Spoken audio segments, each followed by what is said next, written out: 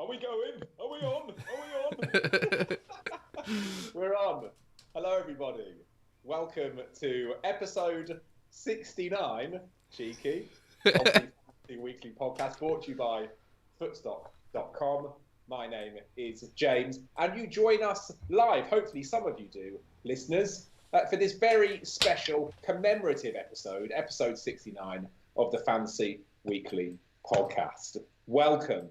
I'm joined by our regular free panelists. We've got Holly, we've got Dave, we've got Ben. Holly, how's it going? Yeah, good, thank you, James. It's nice to do a stream. It seems like ages since we've done a stream. In fact, I think the last stream we did was the stream where I forced you into triple captaining Sadio Mane. So hopefully this stream goes better than that one. That was our belt. There's no fantasy football at least, so damage limitation. Yeah. I'm feeling quite confident that I'm not going to make such a ridiculous decision. Although no doubt by the end of the stream, I'll have played my wild card on my now ghost FPL team.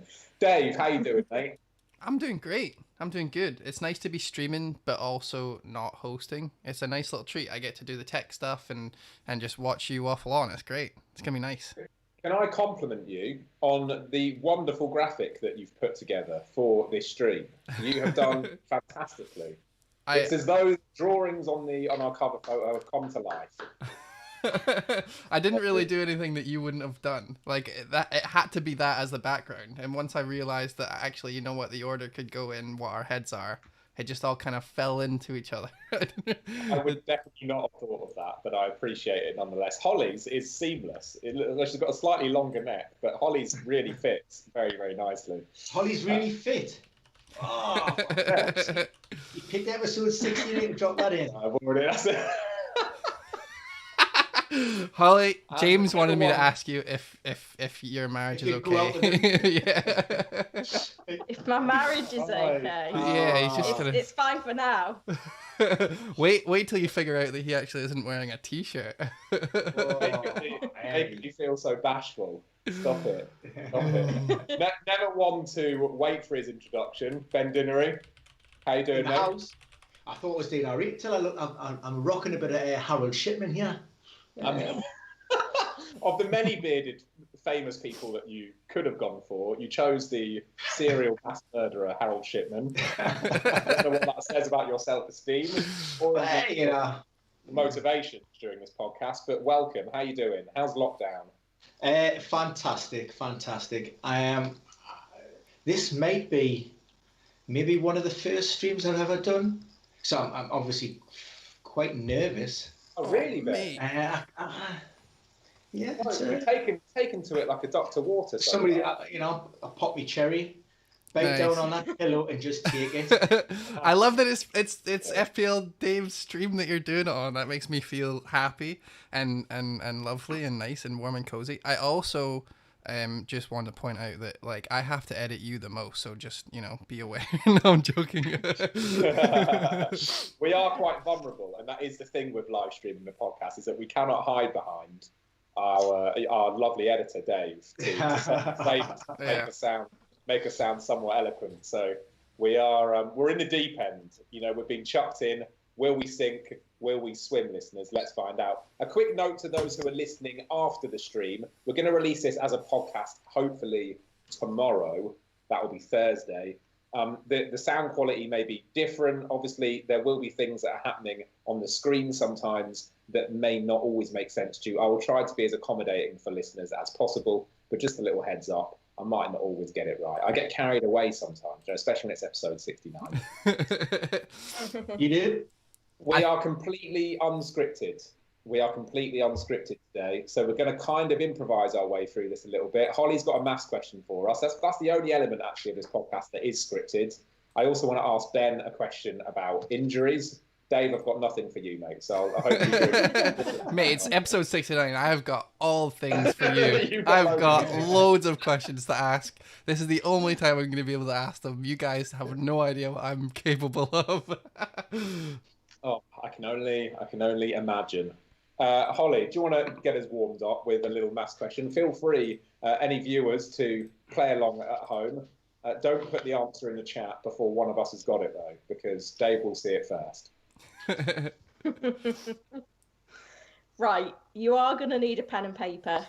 Right. So make sure you're prepared. What about I'm the hoping you can calculator? do it without a I'm Right, hoping you without- can do it without a calculator. So no cheating, James. Eyes on you. Yeah. I do. Now right. it is a footstock related question, No. and I am going to expand on it, but I am just going to give you the start of the question first, and then I'll explain it in more detail to the listeners who may not be as up to date on footstock as they could be. Love that, Holly. Are we ready? Okay. Kinda. I just want to point out that we're trying to do math live. Like, this, you know how much editing it takes to make that seem interesting? This is going to be bad. It's going to be Ben and me doing this. It's going to be James doing his Matilda thing. And it's going to be Holly And raging. it's quite a long question. I'm going to put you out of your misery by getting it straight away. And That's a then good idea, you don't have actually. to worry. You know, so don't worry about that day. This is going to be seen. Yeah, okay. Thank you, everyone, for coming here live, by the way. Whoever is in the chat right now, if you're watching this live, thank you very much for joining us. And you get to watch 4 people try and do math. 3 people, sorry. Try and do math live. This is what live streaming is all about. Play along. Okay. Play Right. along. Come on. Let's Don't go. let me down, guys. Let's Right. go. So, in the midweek footstock virtual tournaments, Uh-huh. I've entered both pro tournaments, and then I've maxed out my entries in the amateur and beginner tournaments. So that's those that start today and tomorrow. I saved a bit on my tournament entries by using 22 of my 50p tournament entry coupons. How much have I spent on my paid entries? How many? So I've got Sorry, go. Oh, I pull my pants down, yeah. That means Wait, Oh, how many oh, entries do wait. you get per thing? I'll give you a little bit more detail. So I've got one team in the £20 pro. Uh-huh. I've got 5 teams in the £7.50 amateurs. Uh-huh. I've got 5 teams in the £1 beginners. I've got 1 team in the £15 pro. I've got 5 teams in the £5 amateur. And I've got 5 teams in the 50p beginner. And you've used 22 50p coupons. how many got in the Yes. free roll? All right. They're not paid entries then. Mate, I'm so into Yeah, this that math one. that you said that and I Entries didn't even and get it. 22 50p coupons. Have you not got it yet, James? Yeah, I've got it. £94. Oh, please be Boom. wrong. Is it right? Oh, fuck me, I didn't even finish writing it down. Well, Mate, James. I can't believe you've done that live. I'm so glad because people were wondering. Wait, so On brand and everything. hold on. Right, hold on. 4 times. Right. Dave, do you want me to show you my working? No, I want to do it my fucking self, mate. There's nothing. The only thing better than winning the maths is then rubbing the salt in the wound when I explain to everyone really slowly how I did it. 25 is. I feel like Matilda again. This feeling never gets old. Right. Okay. So 22 times 50p coupons. That meant you'd saved £11. So whatever the total of your entries, it was just going to be a case of subtracting £11. So as you walked us through the entries, £20 pro, whatever the other 5 times £7.50. I was just doing the maths as you were going, tallied it up, minus the 11, 94 quid, mate. Boom. I got 94 as well. Just Well done. right there. Is that Just- true, Holly? Just Is that, 10 times lower. are those facts? Yeah, that's real. Oh, really? I max out the entries. Tell you what, I'm loving these virtual tournaments.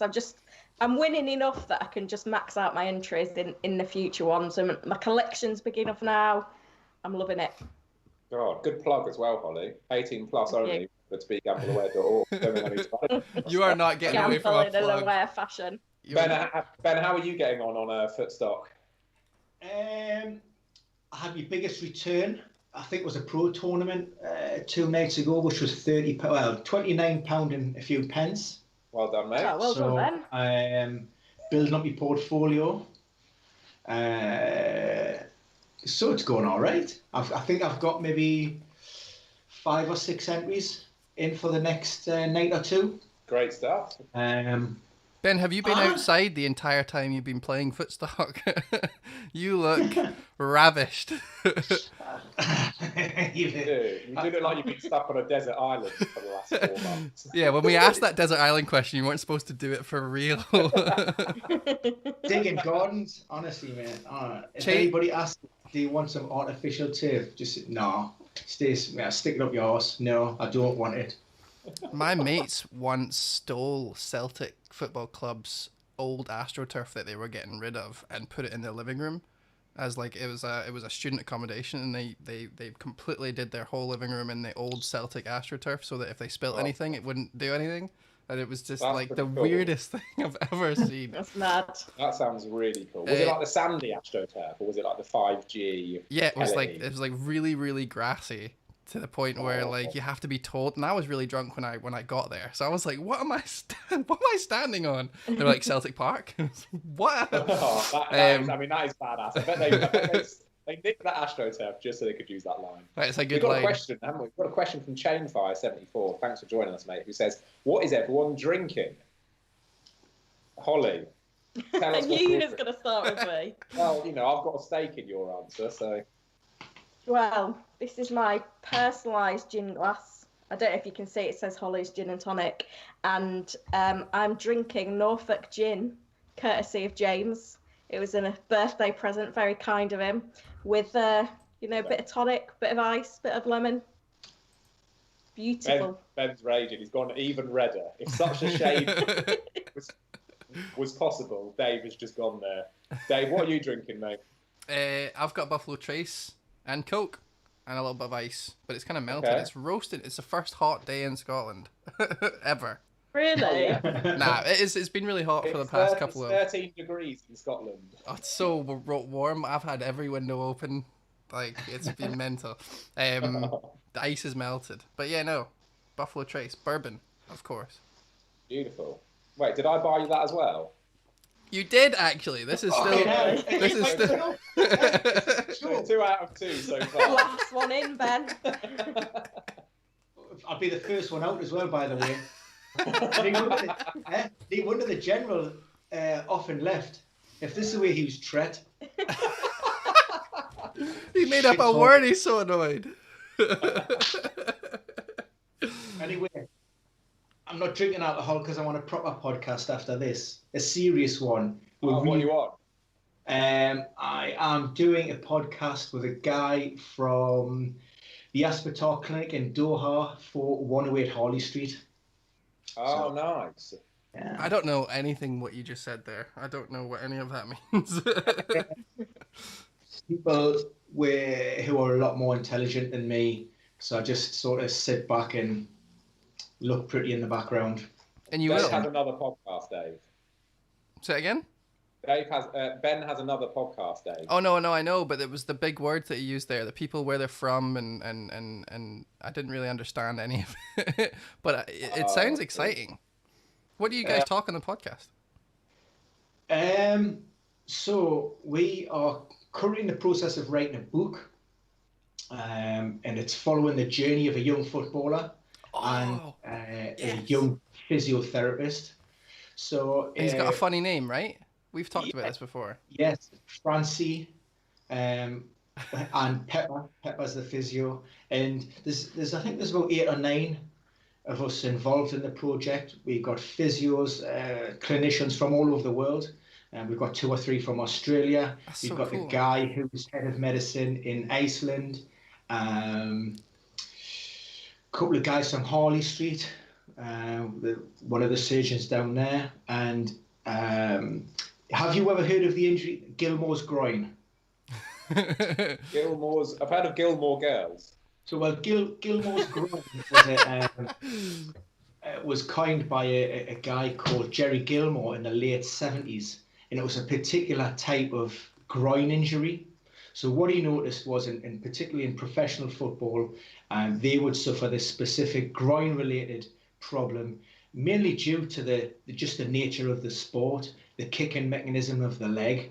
So he was the first one really to sort of identify that and treat that and it's been referenced now as Gilmore's groin.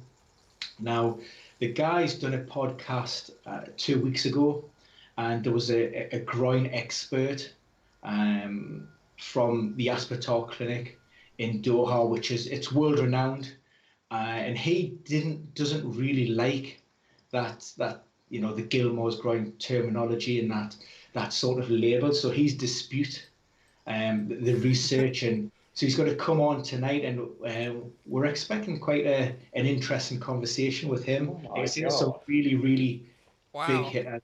I mean, I'm just hanging on people's coattails, me, and along for the ride. So I sit back and listen. You're the face of football injuries, whether you like it or not. You are the red bearded face. The beetroot face. You are hanging on the coattails of no one, my friend. If anything, they're hanging on yours. Yeah. That is great, though. That does sound genuinely fascinating. That sounds like something you don't drink for. Exactly, yeah. Do they feel like live streaming it on twitch.tv/FPL Dave? With a G&T. Yeah. I'll just sit quietly in the corner, I'll eat my pizza, I'll just watch, I'll giggle a little bit at everyone's jokes, make them feel special. Basically what I do here. I'll put that to the team tonight, and if we get some positive feedback, I'll get that set up for us. Yeah, that sounds really great. Would you like to have an injury named after you, Ben? Oh, what would it be, and why? Ben's bell end. I'm glad you said. And how do you get a Ben's bell end? Well, we're not past the watershed, are we? No, it's only 10-7. Oh no! See, when you click onto this, you have to click that you're over 18, mate. I've had that on for many a year. Oh yes. That's funny. Chainfire said, "Is anyone playing CMFPL? Is anyone playing the Championship Manager thing that's been going on?" No. I've seen so many tweets and everyone's triple captain and Ruud van Nistelrooy and stuff. To be honest, I kind of feel like I missed out because I was still working when it started and I was like, I don't have time for that. But now I'm doing fuck all. Like, I really wish I had joined. But it's really nice to see everyone getting all, FPL'd out there, not even if it is just Football Manager. I think for me, the excitement of FPL is in watching live games and, with your team in hand. For me, it enhances the live experience, but as an entity on its own, I can live without it, I think they do a stream now for Football Manager, like they actually I'm not 100% sure. I do know that the Planet FPL boys are involved, and I think one of them streams like a kind of Saturday night football thing. Nice. And it's actually quite interesting. There's quite a lot of content out there. I think a lot of the community have had a lot of time on their hands and they wanted to continue producing content as they have been doing. Basically, like we've been doing by keeping the pod going as well. Except theirs is much more focused than ours is. What are you drinking? Why are you so red? True. On Wednesdays and Saturdays. What about the Bundesliga? Oh, Has anybody dipped into the Bundesliga FPL? I've been watching a game here or there. Everyone's getting injured, like you predicted. Yeah. Haaland. And actually, that's a nice segue, Dave, into the question that I have for Ben, which is about the news story that came out yesterday. I'm sure, Ben, you saw it on the BBC. Oh. There was a 25% increase in likelihood of players getting injured after the restart. Now, this is pretty much a reinforcement of what you've been telling us for the last 2 months. That's all I've got. That's for you. That's for you, Ben. Any rebuttal? I'll name drop because I actually was invited onto TalkSport last night to talk about this very topic. Oh, here we go. So the article was produced, or the data was produced by a company called Zone 7, I believe. And it's I think it's quite a small data set that they actually used. But we produced a story for the Press Association probably going back a month now. And because this shutdown is unprecedented in terms of what the players are having to deal with and the clubs are having to manage, we went back to 2018 and we looked at players who had been involved in the 2018 World Cup finals in Russia, and with a particular focus on those players who were involved in the quarter-final stages and beyond. And the reason we looked at and focused on those Premier League players is because they had, a massively disrupted pre-season programme, to the point where, Tottenham players were literally coming back to the training ground on the week of the, in the build-up to the game when they travelled to Newcastle. Now, to give you some kind of indication of what we were dealing with in that season, 85% of those players who were involved in the quarterfinals and beyond suffered a significant time loss injury. If you focus on or have a look at teams such as Manchester United and Tottenham, again, teams who didn't massively change their squads from the season before, Tottenham suffered over 90% more injuries in 2018-19 than they did in the season previous. And Manchester United suffered over 70% more injuries, as a direct correlation to those players who were involved in the deep end of that tournament. The research will tell us that, the pre-season will form a cornerstone of any player's season.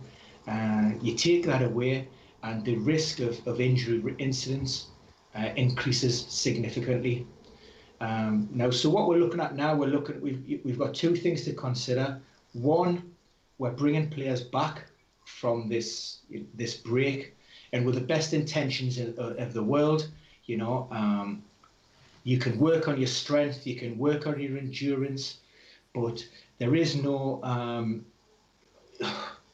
you cannot replace being out there on the training pitches, that competitive edge, that sport-specific aspect. Couple that with the fact that, we're still at the stage, and I know there's been an agreement in place with the Premier League today to go to phase 2 of training, but as it currently stands, it's still non-contact. So there's still going to be elements where, players aren't able to carry out the basic fundamentals of the game. So you're going to have players who are going into that first weekend who are maybe not 100% match fit and, are not, that they haven't built up the tolerance to be able to cope with the demands and the physicalities of the game just because they haven't been given enough time to do so. And then secondly, further down the line, we're going to be looking at fixture congestion. So when, teams or clubs are maybe having to play 3 games in a week, and we've seen that in and around the festive period, injuries from sort of November to December and December into January, where there's an increase of around about 40 to 50%, given the fact that those fixtures are in such,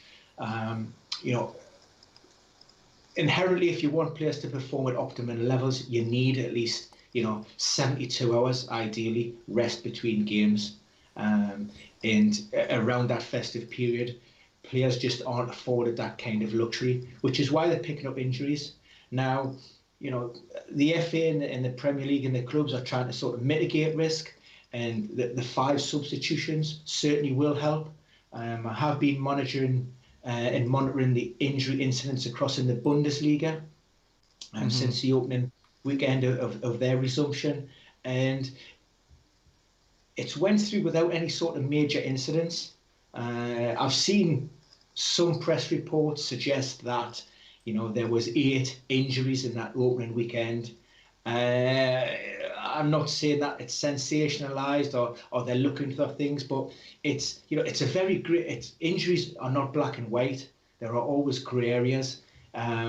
Is a player really injured if they're forced off and back on the training pitches within 2 or 3 days? I would suggest not. What we're talking about is maybe a precautionary withdrawal. A player's pulled from the game to protect them. And out of those, there was only, I think, 4 players who didn't return to play the following weekend, and only 2 of those are still sidelined. But one of those is back on the training pitches, and I think one of them was only what we consider probably significant and serious, which was a medial collateral ligament knee injury, which could potentially rule them out for the rest of the season. But other than that, other than that, nothing serious. So now everyone knows that you actually just come up with this stuff and you just do it off the cup and you're not reading from anything and it's not edited. You just literally just go. And two, that's so interesting. So I heard that you tweeted earlier saying that the Premier League voted unanimously to resume contact training. What do you think about that and how the implications of that would meet with the June 28th start now? Especially since we've just realized like potentially we don't have as long, or we'll need to have an even longer period of playing time to meet those requirements that we're seeing from the Bundesliga, where more than 72 hours of rest in between. Yes, I was listening, guys. Yeah, I mean, the Premier League is doing everything, and as well as the clubs and the backroom staff and the players themselves, to try and mitigate that risk. They have got a task force who've, in essence, been deployed to clubs to work with them, to liaise, to ensure that protocol is being followed, first and foremost, and to minimise any risk. Now, this latest phase 2 is training. There is, and I haven't looked at it a great deal because I've been working in the garden. So what I'm hearing is snippets, but the fact that it's now contact training, which was voted unanimously to go ahead, but not for that contact to be anything excessive and nothing deemed unnecessary. Football is a contact sport. Football is nothing is going to. I mean, how can you not? I still, to me, it just doesn't sit very well. But Ben, something to bear in mind is that Aurelio Gomez has said that he believes it's safe. Now, as the second choice goalkeeper at a Premier League football club, surely we should trust his word here. I mean, is this the problem with player-led decision making? I know that Aurelio Gomez did not have a voting say in this necessarily, but we've talked a lot about player-led decisions or player-consulted decisions. The player will ultimately say how they feel. Surely, if asked, every player in the Premier League is going to be like, yeah, it's fine. Well, I mean, you could ask N'Golo Kante, who's currently not training at Cobham. I think his brother passed away a few years ago. He had a serious problem a few seasons back. And the request, even though he initially tested negative on his first COVID test, he asked Frank Lampard if he could, remain away from Cobham. You could then, you may want to consult Troy Deeney. So again, he's training away from Colney. There's issues. There's more to life than just football. And Troy Deeney's got a 5-month-old.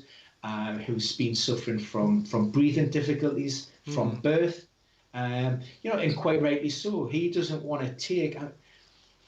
The flip side to that is, well, you're a footballer, you pay to do a job. Maybe go in isolation. I know some NHS staff. Don't go back to the family home. Stay in a hotel. Isolate yourself away from them if you're that concerned. But players will deal with and adapt to the situation differently, and we'll see that when players return to the pitches. You may see players who are maybe holding back within those opening weeks, just concerns that they don't want to suffer any soft tissue, any muscular problems. You're going to have any external influencing factors. You may have those players who are coming to the end of contract, who are looking for a move during the summer transfer window. They don't want to necessarily push themselves too hard because they don't want to rule out any potential move. So there's going to be a huge number of factors coming into play during this, this run-in and those remaining 9 or so games, whatever we have. Ollie, did you watch the Bayern Munich versus Borussia Dortmund match earlier this week? No, I didn't, but I heard that it was a good game. Now, did you hear, Holly, about a new feature that was introduced in this game, the fake crowd noise? Yes, I did actually, and I think it's one of those, isn't it, that basically it would have been the wrong decision to have it in from the start, I think, because you need to appreciate what it's like having no crowd noise, so that at least when there is some fake crowd noise, you can appreciate it. But you know what the atmosphere in German football is meant to be like, the best in the world. So you're probably going to see more of an impact. Whereas I think in terms of English football, in terms of the atmosphere, I think it is dampened over the years. Whereas in Germany, it's very much one of the big parts of the game. I like the idea of Carrow Road just playing clips of Delia Smith going, "Let's be having you," during the game. It's more or less, it's crickets at Carrow Road usually anyway, to be fair. So, yeah, I think you're right. I think it probably is a more major part of the game in Germany, isn't it? Dave, can you imagine a scenario in which we have cardboard cutouts and fake crowd noises and that sort of thing in the Premier League? Yeah, mate, kind of like when you're playing FIFA and they all do the exact same thing at the exact same time, and they jump up and stuff, and you can see everyone like at the exact same time saying, "Oh yeah, we love it." I think the fake noise is like it's because it's so easily noticed as fake. Like that's the problem. Like they haven't picked like it's not difficult to notice that like they're kind of turning it on when someone scores or when they're going up, whereas it's like such a natural thing for the crowd to get up and at them when things are going well, and to boo right away when the ref says something that they don't agree with and stuff. It's really hard to like, it's something so natural and pure of like an audience, and it's really hard to just go, right, now press 2, now press 3, now like a soundboard of it. It's just really difficult. So I feel bad for the sound guy that's sitting there watching the match. Like, can you just imagine, as a guy, sweaty, he's been drinking coffee all day, he's been nervous about this, he's got 6 different boards around him, 5 different cameras, like, you could tell I'm the tech guy, right? And he's sitting there, and he's got the buttons, and he's like, right, 1 is goal, 2 is yellow card, 3 is red card, 4 is controversial, 5, like, he's got all these sound bites all lined up in a row, and he's got to press them in order exactly to where it is. And if you press 1, does the other one immediately stop? Because that doesn't sound natural, does it? So it's a really difficult thing to do. And you're right, actually. I hadn't given it that much thought. Yeah, but I'm I feel glad bad that you have. That's interesting. Of course, the upshot of not having crowd noise is that you can hear individual players talking to each other on the pitch, which I personally in German really enjoy. Well, obviously in German. 9. Apologies to any German viewers or listeners. What for saying no in German? Just because it's the only word I know. Yeah. It was more the innate aggression that you used. Well, they're quite an aggressive language. We don't have to get into it. Do you think it was a handball in Dortmund game? Says Danny H94. I didn't watch it. Did anyone watch it? I didn't watch it either. We're terribly researched for this podcast. Yeah, I think it was a handball though. Not having seen it, not knowing the game that you're talking about. I mean, Absolutely. they have VAR, don't they? Even without the crowd. Oh, do they? They've still got VAR. So I'm surprised in this day and age that they can't like digitally put a crowd in the background. Oh my goodness. With like a big screen. That's so much money. Yeah. Just put green screen around the entire stadium. Yeah. I tried to buy a green screen for behind me, like I was looking at price and stuff, 200 quid for just this tiny box that you're seeing. Like imagine a fucking stadium. That is more than Pogba is worth. Just Which for is mad, I mean, considering that I can change my background to look like a green screen right here. Look. Who needs to spend £200 when I can get Martin and Sonia in my living room? Or the Big Din, if you still got the Big Din in there. There he is. Yes. Into the room. Footstop. Nice. Wait, how much was that, Manny? 25 quid. I'll buy him. I'll have him. 24.50. Kevin De Bruyne 24.90. Mate, Kevin De Bruyne right now is 129.99. And if you're listening in 3 months' time, it's 500 quid. Oh man, I'm not gonna be playing at that. So I'm outpriced. Yeah, thanks for your thoughts there. Holly, who do you think of all the Premier League players, if we could hear exactly what they were saying during a match, who would be the one that needs to be the most worried? Definitely not James Milner. James Milner is very quietly, softly spoken man. I would have to left the iron on. Out again. Yeah, after every tackle, he's like, "Are you okay? Is that okay? Is everything all right? How's things at home?" After the game, he knows everyone's wife's name and their kid, how many kids they've got, what schools they go to. Yeah. How's Mary? Jack Grealish would just get beeped the entire game, wouldn't he? You wouldn't be able to get any sentence out of there without beep beep beep beep beep.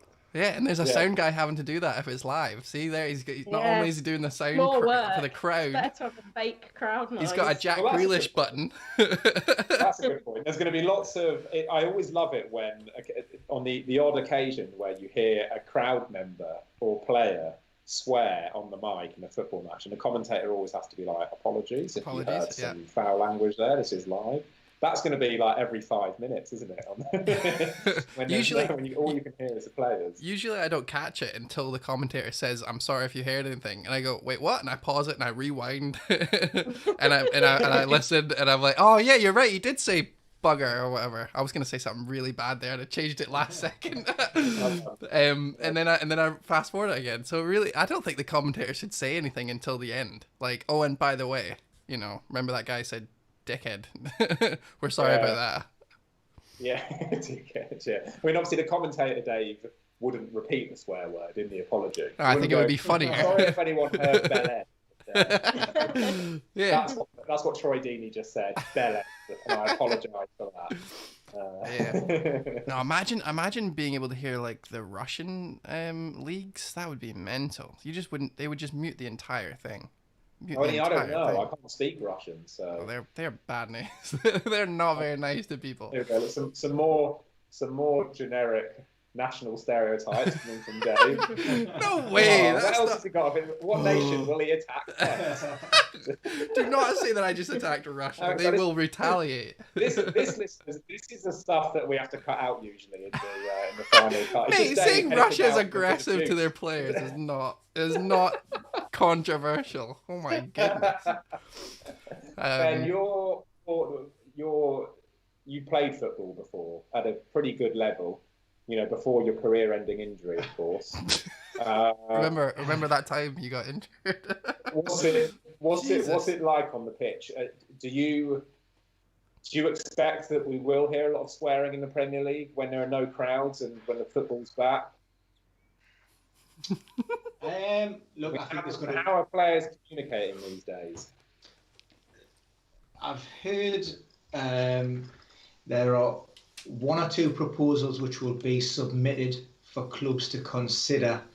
Like I say, these are unprecedented times, so there will maybe have to be considerations that we wouldn't normally have to worry about, and with that, clubs maybe and players will have to buy in and agree that, and maybe.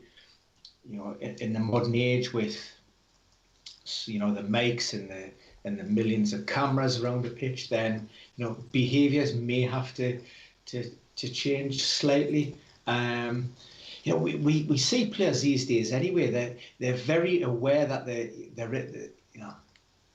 beholden to the public in terms of they're scrutinised every action, and they're covering their mouths when they're coming out the tunnel. They're covering their mouths on the pitch when they want to talk to teammates.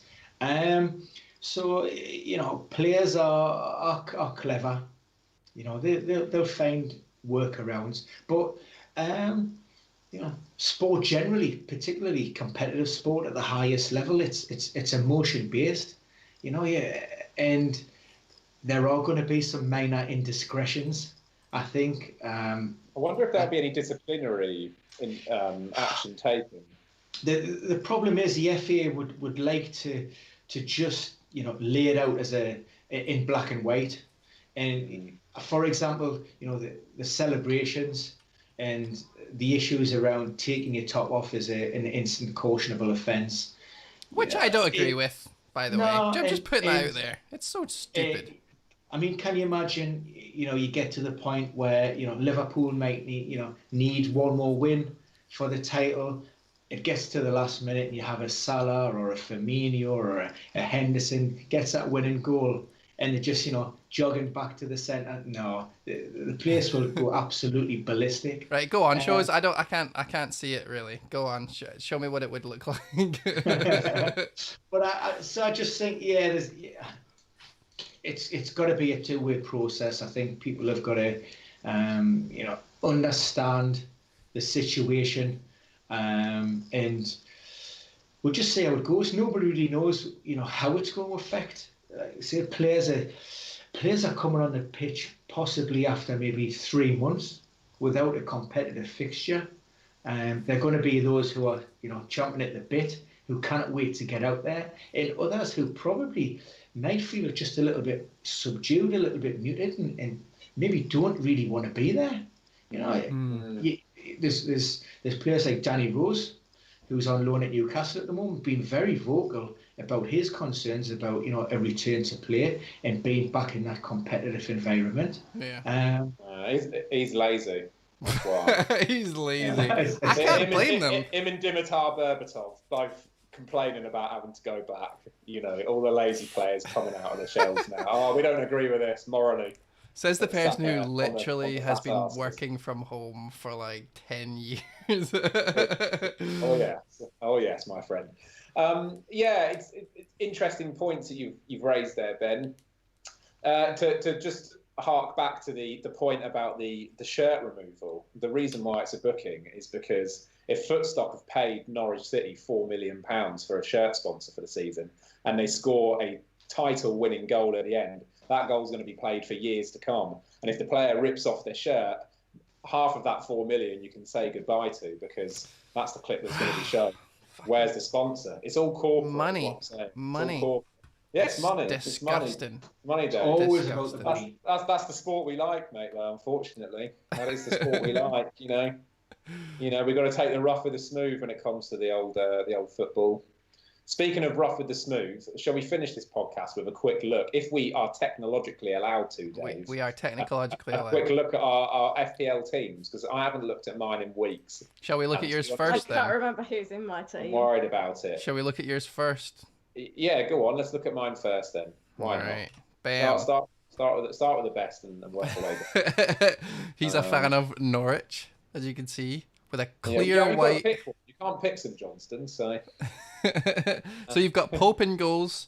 You've got 3 Wolves. You've got Sarr there as well. You've got Moy still, despite his disappointment.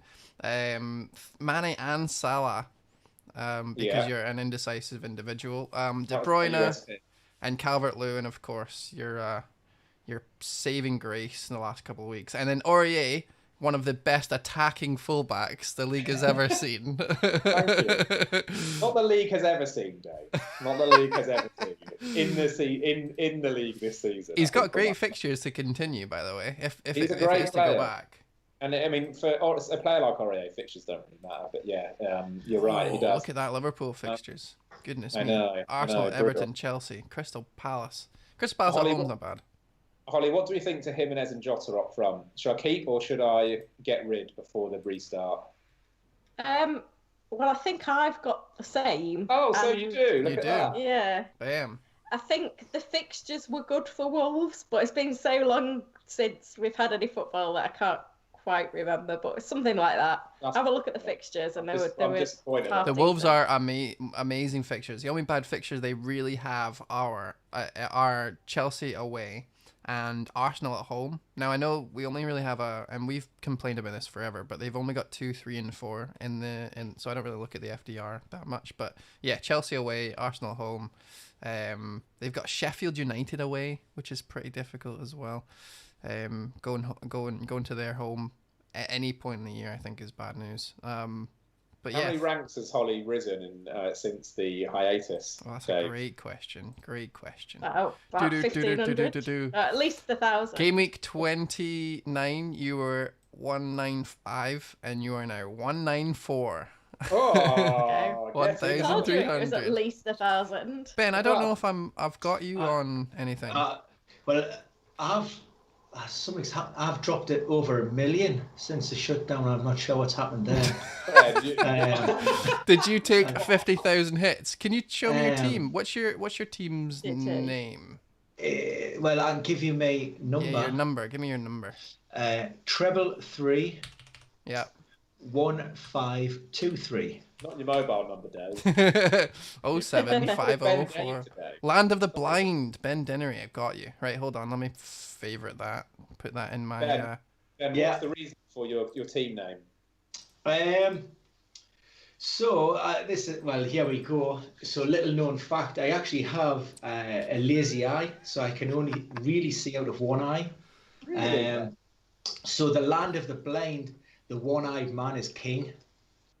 Oh my god, this is so deep. I'm so happy that I asked you. So I started laughing good right question, as you said mate. that. I'm so sorry. I was laughing the fact you had 3 Watford players, not that you have a wonky eye. I'm so sorry. I'm so sorry. Blind. That's a real podcast exclusive. How many people know that about you, Ben? Do you know what? Outside of family and close friends, I suppose nobody. Oh, they Although do now. probably millions Everyone does now. now. Oh, That's interesting. Ben, do you know? That's cool. Ben, do you know that you have Troy Deeney in your squad? Like this is we're now gonna have to bring COVID into our FPL thoughts. It's tarnishing it, I believe. But yeah, what are you gonna do? I didn't even know I had a squad still. You've got Kane for God's Because sake. you've got Troy Deeney in it, that's why you've forgotten. I've got at least 3 weeks, so 5 minutes before whatever deadline we have to deal with, I'll make the relevant changes to that squad. But there's still time for Troy. Harry Kane. Harry Kane Yeah, on the I bench. actually brought him in. I brought Harry Kane in, one of my first transfers in the shutdown. Oh, he's been doing some moves. I said he's been doing some moves during Here we the go. lockdown. Ben Dinnery, Yes, 27th of May. Spurs squad injury free. Harry Kane, Son, Bergwijn, and Sissoko. All of them are fine. So that's that. go. That's That's you've got quite insights. definitive. There you Well, go. Kane's actually been training with the squad since training properly since the beginning of April. Wow, look at the fixtures on that guy. Oh my So- goodness. Look at the fixtures on him. I know. Arsenal Um, Arsenal at the very end. But you've got Leicester and Man United, and that's really it for the bad fixtures. Again, and- Sheffield United away. Harry Kane loves a North London derby anyway, doesn't he? Yeah, but is he going to be playing CDM? Because Mr. Ankles is kind of he's not been doing that well even when he was fit. Do you know what I mean? Why are you so confident? Look, at the end of the day, I think Harry Kane. He's up there with the likes of Sergio Aguero in terms of his contribution to fantasy. It's so His biased. form, you're right, hasn't been great, but season on season, the guy delivers. He's a goal-scoring machine. And Tottenham struggled. I mean, there are going to be winners and losers from this shutdown. Tottenham are certainly one of those teams that will massively benefit from this pause in proceedings. Like I say, we're going to have Son back, we'll have Bergwijn back, Sissoko. So they're going to have a fully fit squad. I think for Kane, it for the first time that when he's suffered a serious setback, he hasn't been under pressure to rush his rehab and get back out on that pitch. He can take it at his own pace. He can do the necessary work, but the games just haven't been there. So he's allowed to fully recuperate and make sure that he's right. And I expect a strong finish from Kane. A lot of those players in the Premier League were all starting off on a level playing field in terms of their fitness. Those baseline levels of fitness. So it's not as if Kane's going to come back in and he's going to be a little bit rusty off having 6 months of non-competitive play. Players haven't played for at least 3 months, so I don't see it be a big issue, and I expect Kane to be banging the goals in and finish the season strongly. He's got a point to prove. Yeah, I think you're right. I mean, he has scored 20 goals, or sorry, 11 goals in 20 games this season. It's not been the worst for him. So That's I mean, almost Calvin Lewin levels of finishing. yeah. I'm so confident I've pumped into my footstock portfolio for Mr. Kane when the real football comes back. Have you really? Ben. Yeah. How many have you got, Ben? I think might have 3. 3. I've been picking up. I've picked up a couple of De Bruyne's, a couple of Bruno, a couple of money bags Rashford. here. He's just a couple of grand just Paying too much for these pods. I'm gonna show the viewers how Selling much to this the cow. is. Like there you 3. go. I've got 3 Salahs. I think Salah's seriously undervalued. I picked up a 3 Salah. Salahs.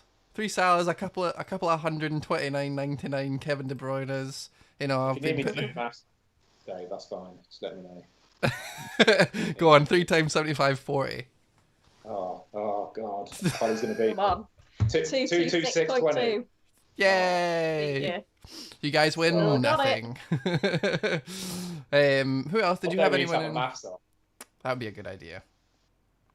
I mean, it wouldn't be a bad You'd idea. lose, James. You would lose. Yeah, I'd get the fucking floor wiped with my arse. It's not a phrase. That's the sort of thing that would have been deleted. Oh, yes. Immortalised forever. Right, we've got 6 minutes. I'm not letting you get away with not doing an improv footstock. I'm good at them now. I don't think you are. I think you're better than you were, definitely. But off the cuff, I'm good at them. you're gonna wipe the floor with your arse. It's gonna like a dog with fleas. It's gonna be boring because I'm really good at it now. So prepare yourself. Right, I'm ready. Listeners, don't forget before we end, if you are interested in what are you laughing at, Dave? Before we end, sorry, end. continue. What? What's wrong with before we end? We're about to end in 5 minutes. No, I know. It's just That's funny all that you're. that's all part of the master plan, guys. You know, there's a method to the madness here. Sorry, Don't it's worry still about it. going. We're still rolling. Okay, sorry. Listeners, if you're bored, if you're looking for an outlet during this footballing hiatus, why not come over? Right, you just laugh at anything. An outlet. Sorry. What's an outlet? Come on. That's what you get in the wall for your plugs. Sorry, continue. Sorry. Okay. If you're looking for an outlet, why not come over to Footstock? You must be 18 plus. You must be UK based. If you are both of those things, you can come over. You can play virtual fantasy tournaments. We've just launched virtual battles, which is player versus player. Anytime you want, on-demand virtual tournaments. We have roulette tournaments as well. It's all going on there. 24-hour fun. Get involved. If you join today, you'll get 50 bonus players, £10 tournament coupons to get you started. People are having fun on there. The platform's booming. Boom with us, listeners. Wow. Boom with us. Off the cuff. Dave. That wasn't bad. That ending That was was good. good, It started shaky, Boom with ended us. strong. You tried to throw me off. I thought I'm just not going to look at Dave's face and I'll get through this. I wasn't trying to put you off. I was genuinely chuckling at your intro. That was good. That was good. Chat enjoyed that. Well done, mate. We should have a quick review of the teams after the first fixture. And I see Holly is top of the midweek super amateurs. Did you know that, Holly? No. Boy, Boom. Oh, spoiler. Hold on. Right, let me Spoiler. look How at many it. points? Right, tournaments. Holly's entered 17,000. Yeah, it doesn't matter which one I click, does it? Because she's got. She is on. Which one am I clicking, Ben? It's not the pro because I didn't have any Everton players in the pro. 176.95. Oh well, I'm not What? going to hang on for the Wait, win that's not an on answer. there. I mean, the 700 quid would be lovely, but I'm going to get overtaken. Calvert-Lewin. I love that optimism, Holly. Always. Calvert-Lewin spunked it for you. 9 He did, didn't he? What on earth? 3-2 to Everton. Oh my goodness, what a game! Oh. Apologies to anyone who's waiting to watch the virtual tournaments unfold. Oh no, I can't see me anywhere. I'm not. It's only game one. Dave, you'll be Only game scrolling one. for a long time, mate, before you start yours. I don't think I've entered. I don't do the big ones because I don't have enough cards. So what I do is I wait for the you know, the single day, the Thursdays, and then that's when I go hard. And I'll do like a full Southampton team, a full Manchester United team, a full Wolves team, a full Tottenham team, and I'll just go nuts. I just want to point out that I say the word outlet and it gets laughed. Dave says that that's when I go hard, and it's cricket. Go hard. Ham's a real thing. So is the word outlet. Outlet. How did you say need a plug socket? If you need an outlet? Oh, come on, man. You're not talking to someone with ADHD. Oh, you need a new outlet. People are struggling now during this lockdown. Some people need some outlets. I'm personally thinking of getting a multi-socket. I'm struggling. Guys, I think we should wrap up there. It's 7:28. This is about 20 minutes longer than the average podcast. So to be quite frank, with no script, we've done very, very well to fill it. Mostly thanks to Ben. And you just let him go. Just ask him a question and sit there for 15 minutes. Cheers, Beetroot Ben. Quite a nice way to kill an hour. No, guys, I appreciate you joining me, panel. Listeners, thank you for listening. If you're listening retrospectively, viewers, thank you for watching. If you tuned in live, we appreciate you. Thank you for your questions as well. We're going to be back next week. We may have news regarding Project Restart. We may not, but we will find something to discuss in these most undiscussable of times. See, look, you would think that I'm reading this straight off the script, wouldn't you, Dave? Look at him laughing. I don't read it, I love it. Yeah, guys, have a good rest of your Wednesday evening. Pod will be out Thursday afternoon, hopefully, if one of us is recording it. Hopefully we are. Yeah, man. I'm not. Okay, great. Always trust the producer. Always trust the producer. Excellent. All right, take care. God bless. Hail Hydra. And bye, guys.